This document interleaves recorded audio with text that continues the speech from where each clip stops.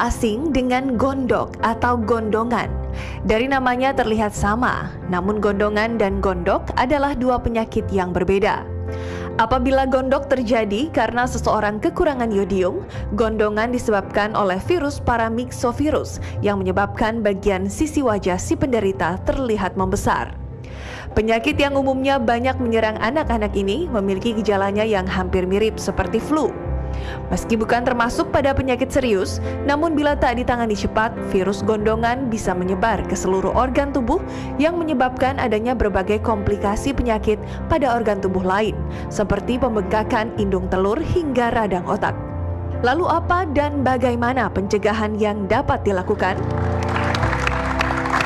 Nah, itulah tadi tayangan mengenai penyakit gondongan loh Mbak Ayu. Dr. Sheila, ini kan penyakit yang sudah sangat jarang ya, tapi ternyata masih bisa menyerang siapa saja, apalagi anak-anak. Oke. Nah, Mbak Ayu tahu gak tentang gondongan? Nah, tahu sih yang bengkak itu kan di sini kan. Ya, tapi alhamdulillah aku belum pernah, itu dia. Iya.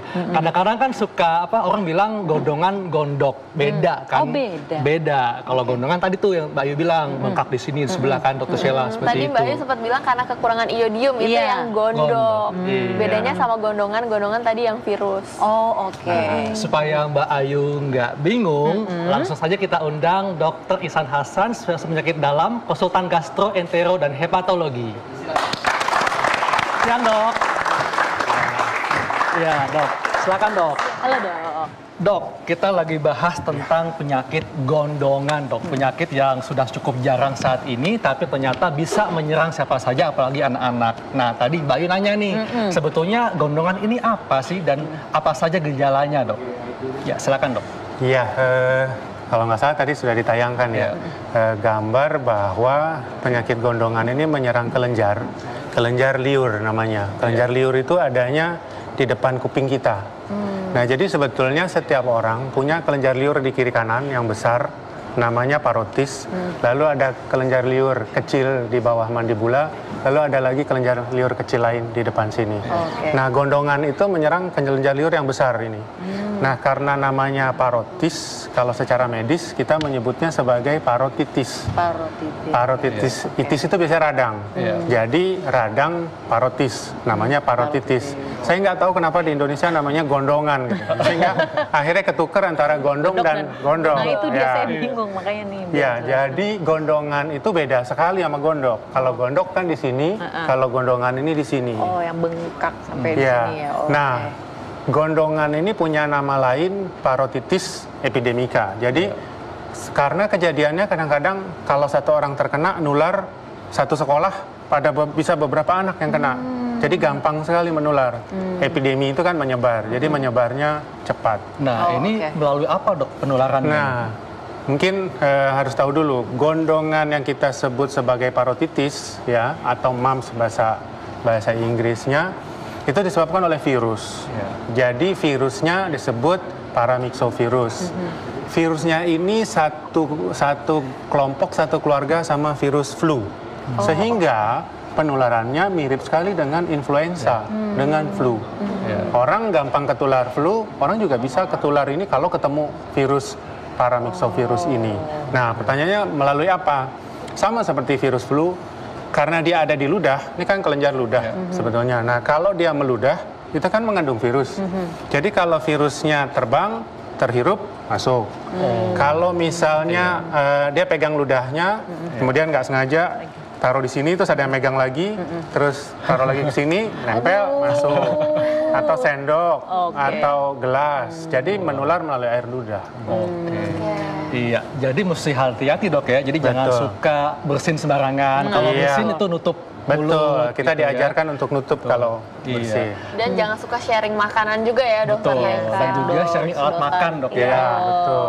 Iya. Nah dok, karena ini penyebabnya virus, tentu gejalanya gejala virus dok ya. Seperti kalau gejala infeksi virus kan kayak demam, kemudian ada pegel-pegel juga. Nah, apa nih gejala yang khas dari gondongan ini dibandingkan gejala infeksi virus lainnya dok? Ya, jadi Ada gejala tidak khas, ada gejala khas. Ya. Gejala tidak khas sama kayak orang mau flu lah. Iya. Meriang, greges-greges, badannya nggak enak, sakit kepala, sampai demam.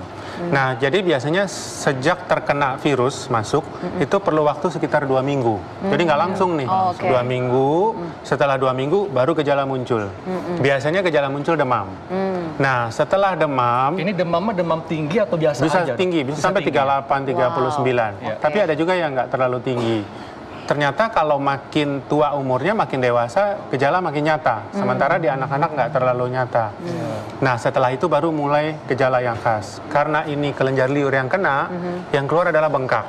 Jadi sering dia merasa tadinya mau flu aja gitu. Tapi kok lama-lama makin nyeri ya, makin nyeri di sini gitu. Oh, nyeri di sini. Jadi nyeri, kemudian bengkak, jadi merah. Nah, itu yang terasa di awal.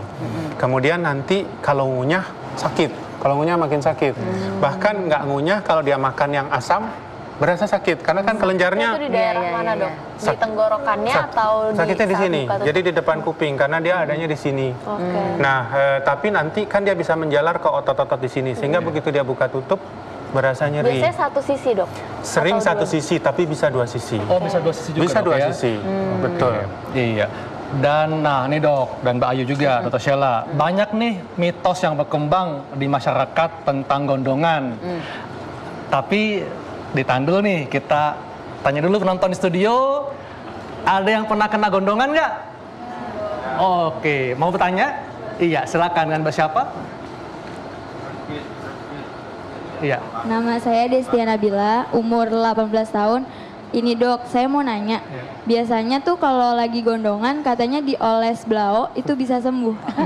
Bener nggak? Dok? Oke, terima kasih. Dok, kayaknya mungkin karena di rumah ada belau nganggur, dipakai buat ngobatin gondongan. Ini bener nggak dok? Iya, saya lihat memang banyak mitos mengenai gondongan. Iya. Dan mitosnya ternyata nggak salah-salah amat kalau menurut saya. Contohnya blau, udah dari zaman lama dan saya lihat di banyak wilayah di Indonesia, bukan hanya di Jawa, di Sumatera, di Kalimantan, orang merasa gondongan ini obatnya pakai blau. Mantan kan suka biru-biru ya, Iya, apalagi gondongan iya, itu karena betul. blau Karena ternyata ya blau. dok. Ya Ada yang pakai ampun. nasi. Oh gitu. Jadi sebetulnya ada benernya. Karena sebetulnya kalau kena gondongan, dianjurkan kompres hangat untuk mengurangi radangnya, untuk memperlancar aliran darahnya. Tetapi tidak harus blau. Jadi sebetulnya pakai kain, pakai air hangat juga nggak apa-apa gitu. Jadi ada betulnya. Ada betulnya dok. Cuma yang susah kalau nggak ada blau kan, ya. Betulnya mungkin karena air hangatnya dok, ya. Air Jadi bisa hangatnya. mengurangi nyeri dok. Iya, Tapi memang betul. nggak ada obat Bukan yang lain blaunya. dok, harus dengan blau. Iya. Kita- Ini pertanyaan mengenai obat ya. Gondongan itu karena virus. Iya. Sampai hari ini virus susah diobati. Jadi tidak ada obat khusus yang bisa menyembuhkan gondongan. Oke. Nah, kita dokter suka menyebut virus itu self-limiting disease. Iya. Jadi badan sendiri yang melawan. Kalau badannya kuat, sembuhnya cepat. Nah dok, tadi itu sempat masyarakat ini di rumah juga berpendapat bahwa gondongan ini hanya bisa menyerang anak-anak saja, orang dewasa nggak bisa. Nah itu gimana dok? Ya, gondongan memang lebih banyak menyerang anak-anak. Tapi sebetulnya gondongan bisa menyerang orang dewasa. Semua umur bisa terkena gondongan. Bahkan seringkali pada anak-anak gejalanya nggak terlalu nyata. Pada orang dewasa bisa muncul gejala sampai komplikasi. Jadi Nah bisa perbedaan lebih. dari gejalanya Iya. itu apa dok? Ya, gejala yang nyata itu kan biasanya nyeri, kemudian demam. Nah, yang kita khawatirkan komplikasi. Komplikasi di dewasa lebih bisa muncul. Contohnya yang paling sering dibicarakan kan orang kena gondongan nanti mandul. Itu kan yang sering dibicarakan. Sebetulnya bukan mandulnya, tapi gondongan itu bisa bikin orkitis. Orkitis itu radang di testis atau radang di daerah kandungan. Tapi memang kejadian mandul sih sebetulnya nggak terlalu banyak. Tapi orang jadi takut gara-gara bisa terjadi orkitis. Oke, tapi kalau misalnya ibu hamil dok, terkena gondongan itu gimana dok? Akan mempengaruhi janin yang ada dalam kandungannya nggak? Sebetulnya janinnya nggak terlalu bermasalah untuk ibu hamil. Yang kita khawatirkan biasanya adalah komplikasi ke yang lain, karena komplikasinya itu bisa luas. Tadi kan yang banyak disebut-sebut di masyarakat itu mitos nggak sih, Mandul? Sebetulnya nggak, makanya saya katakan mitosnya sebagian fakta. Jadi kayak orkitis fakta. Komplikasi yang lain tuh misalnya pankreatitis, radang di pankreas, sampai dia muntah-muntah nih. Dia sakit di sini tapi terus muntah-muntah. Atau meningitis, radang selaput otak, ensefalitis, radang otak, atau gangguan pendengaran di kupingnya. Karena ini kan dekat sekali ke saraf telinga. Jadi kalau pada orang dewasa ini bisa lebih berat dok gejalanya, atau bisa timbul betul. komplikasi ya. Tapi tentunya untuk bisa timbul komplikasi ini juga tergantung bagaimana daya tahan tubuh orang Betul, tersebut sangat ya. betul, ya. Oke, iya, dan ini banyak sekali ya pertanyaan yang masuk tentang gondongan, dan kita lihat pertanyaan di Facebook kita, berikut tayangannya.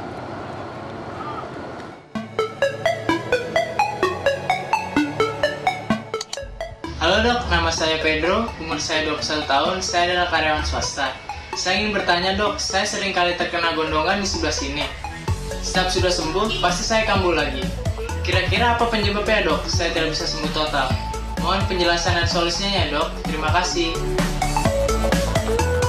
Dok, ini pertanyaannya unik dok. Iya. Kenapa unik? Karena tadi dia bilang kena gondongan lebih dari sekali nih kayaknya nih. Nah ini bisa gak dok nih? Iya, betul. Dokter Haikal karena dokter tahu bahwa ini unik gitu. Tapi kalau masyarakat mikir ini beneran ya. Satu, gondongan itu biasanya kalau kena cuman sekali. Karena kalau udah punya antibodi dia akan kebal selamanya. Nah pertanyaan tadi, dia mungkin tanya kemana-mana dibilang gondongan. Lokasinya kan lokasi dekat banget daerah gondongan. Kemungkinan ini bukan gondongan. Lihat saja gejalanya. Kalau gondongan kan biasanya merah, panas, kemudian menelan terganggu, kemudian pahit. Saya curiga, ya saya nggak tahu ya, tapi curiga yang membesar itu adalah kelenjar getah bening, bukan parotisnya, bukan gondongannya. Kalau misalnya giginya banyak bolong, lalu infeksi, kelenjar bisa bengkak. Radang tenggorokan, di sini kan ada kelenjar, kelenjar juga bisa bengkak. Karena getah bening ini adalah kelenjar yang berfungsi untuk membantu melawan infeksi. dok, Iya, ya. betul. Seperti itu. Jadi setiap ada serangan, dia akan membengkak Besar. jadinya. Oke, nah kalau aku kan punya baby nih, mungkin nggak sih bayi akan bisa terkena virus gondongan itu dok? Betul. Jadi ini sangat penting buat ibu-ibu dengan bayi. Bisa nggak sih terkena? Bisa. Tapi biasanya bayi sampai umur 1 tahun aman. Oke. Karena dia masih punya antibodi yang kuat dari ibunya. Nah, makanya ini masuk ke pencegahan ya. Dianjurkan untuk memberikan vaksin. Pada anak-anak itu vaksinnya ada untuk gondongan. Tapi vaksin untuk gondongan baru diberikan di usia 15 bulan, 14 bulan ke Di atas atas. tahun, dok, ya? Di atas tahun. Dan itu vaksinasinya itu wajib ya dok ya? Sebetulnya vaksinasinya wajib. Sebetulnya wajib. Tapi ada tapinya. Seringkali terlupa. Karena umurnya udah lebih dari 1 tahun. Iya. Nih dok, sebelum kita bahas lebih dalam tentang pencegahan, kita bahas dulu dok tentang mitos gondongan. Nah tadi sudah disampaikan bahwa gondongan bisa menyebabkan mandul. Nah ini tadi sudah disampaikan dok ya, sebetulnya Bisa, tapi komplikasi. kejadiannya kecil. Oke, Komplikasi ke testis, iya. Oke, jadi bisa dok ya. Iya. Nah kemudian Bisa gondongan menyebabkan tuli. Bisa kalau kena saraf ke telinganya. Jadi bisa. Makanya saya bilang mitosnya banyak fakta nih.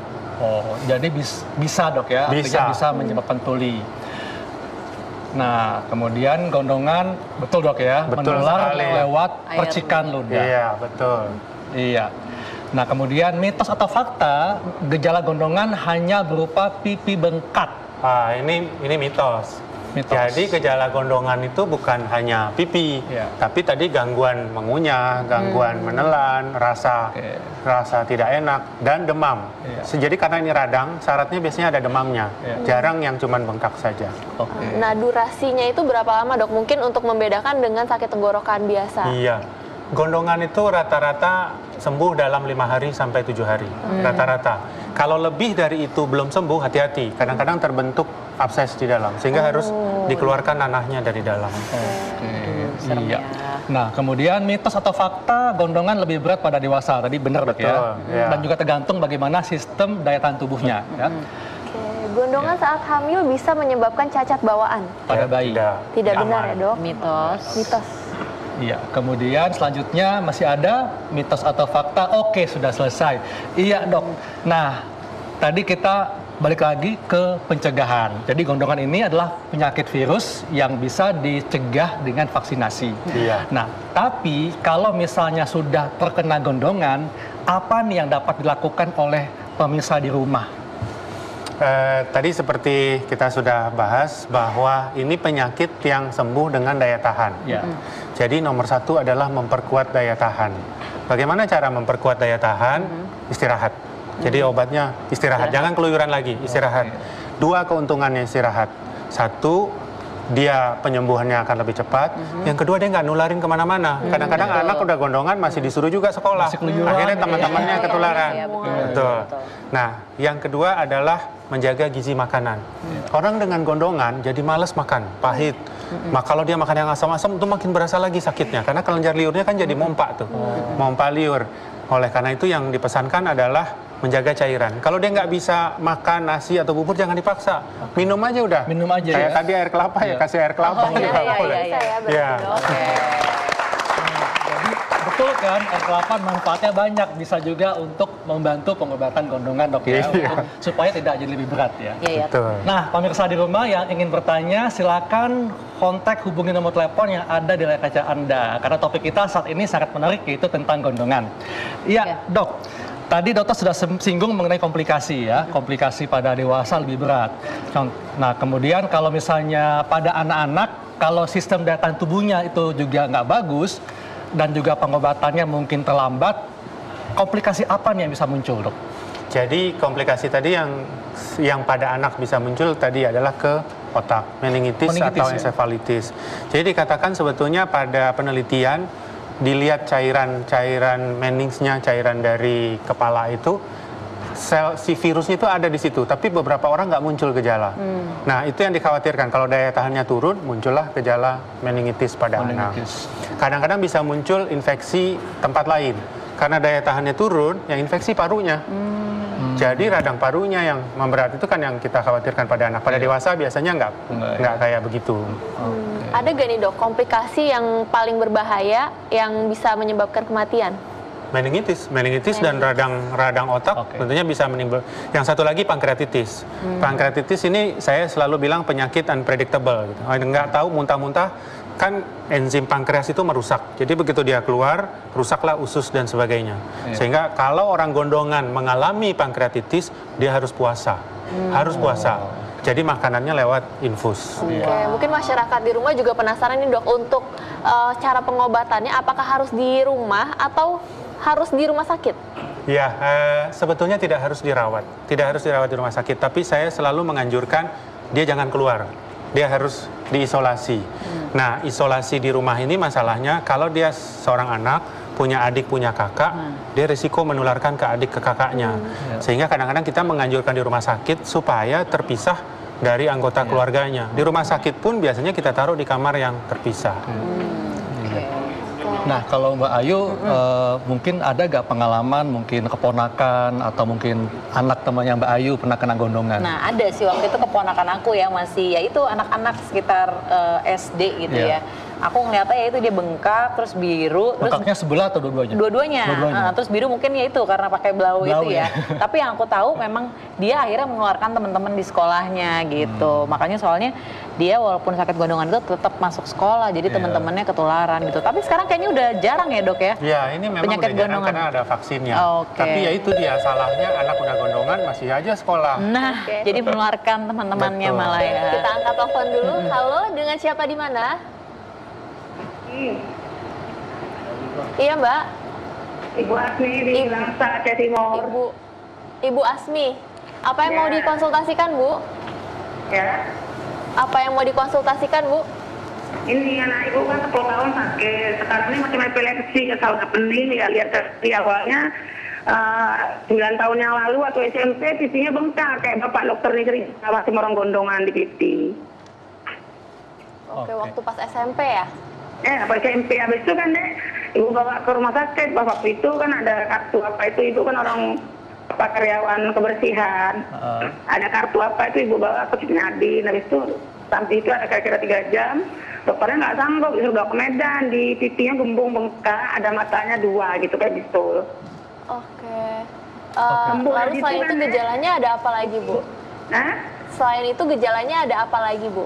ya itulah terus matanya kan dia kan sembuh itu kempes itu yang kembung tadi, matanya agak ketarik sekarang dia agak istilahnya katanya juling gitu. Tapi diperiksa ke dokter matanya nggak ada apa-apa, 4 kali diperiksa.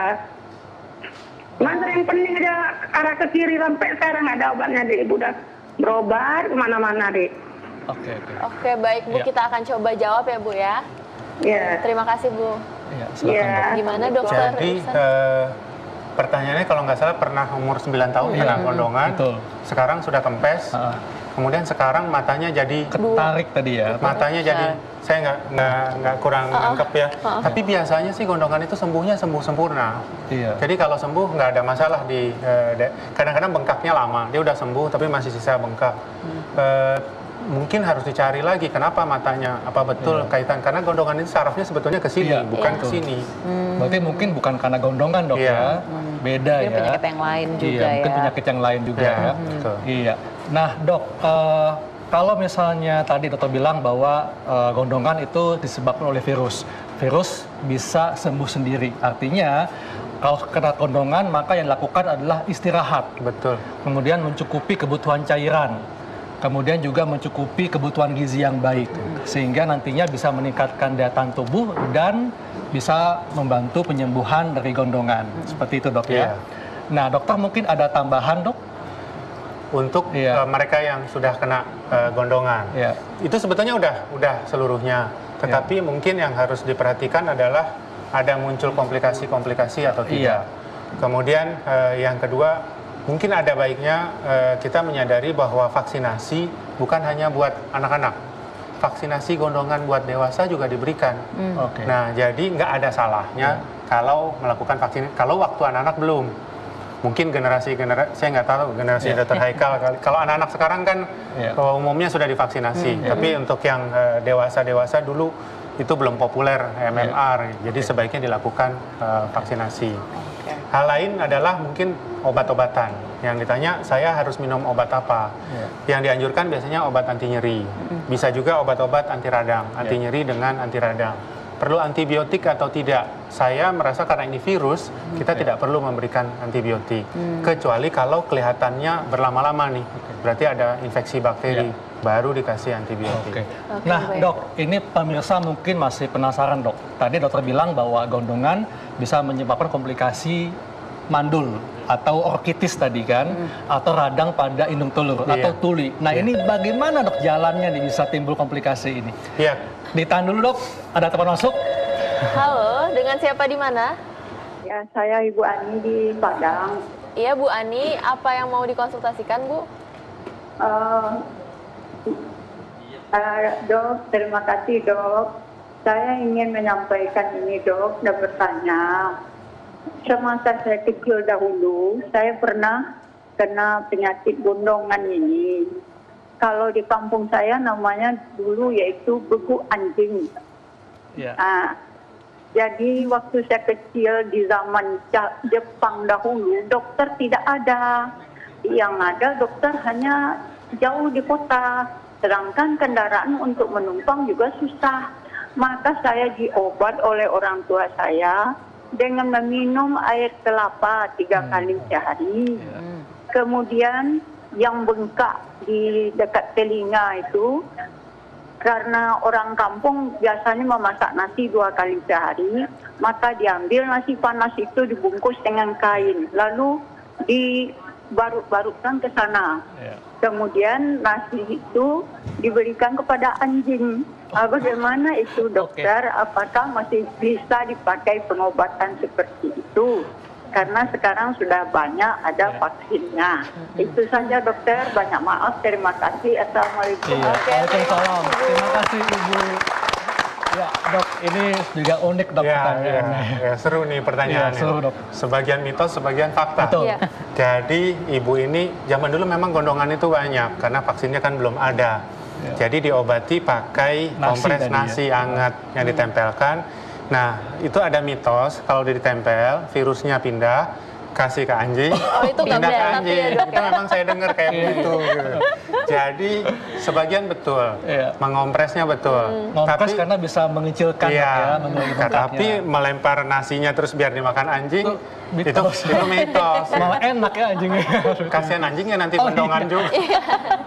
Oke, iya dok. Nah, tadi dok tentang komplikasi dok yang tadi. Kenapa kok gondongan itu bisa komplikasinya ke kemandulan, kemudian tuli. Nah ini bagaimana dok jalan ceritanya? Permisa ingin tahu dok.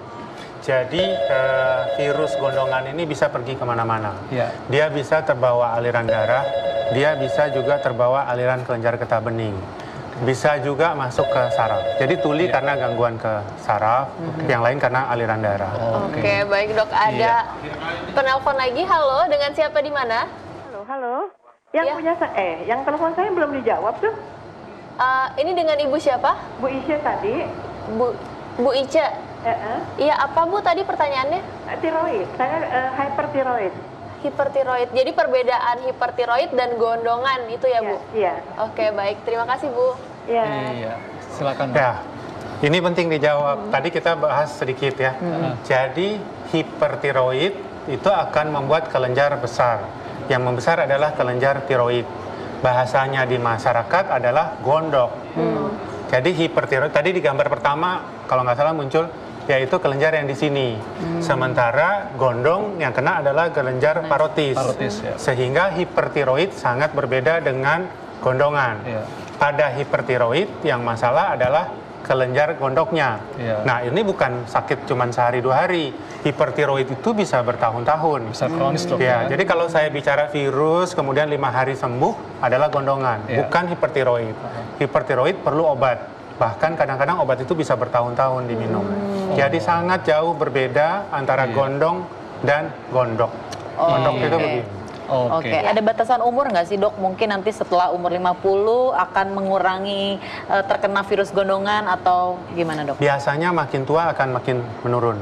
Jadi makanya vaksinasi pada dewasa pun dianjurkan pada usia 19 sampai 50-an. Iya.